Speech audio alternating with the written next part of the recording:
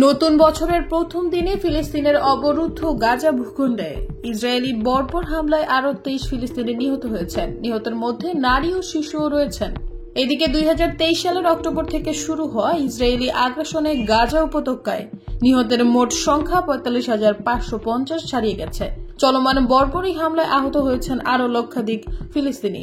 বুধবার এক প্রতিবেদনে এই তথ্য জানিয়েছে বার্তা সংস্থা আনাদুলু।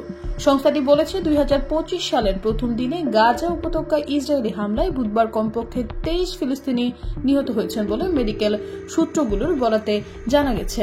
একটি মেডিকেল সূত্র জানিয়েছে ইসরায়েলের একটি ফাইটার জেট পূর্ব গাজা শহরে সেজাইয়া পাড়ার একটি আবাসিক অ্যাপার্টমেন্টে আঘাত হানলে 2 নারী ও 3 শিশু সহ 6 জন নিহত হয়েছেন।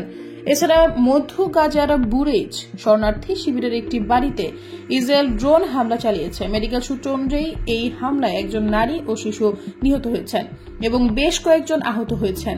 ইসরায়েলি বাহিনী বুরেজ এবং নুসেইরাত ক্যাম্পের পূর্ব এবং উত্তর অংশ গোলাবর্ষণ করেছে, তবে হতাহতের বিষয়ে এখনো কোনো তথ্য পাওয়া যায়নি।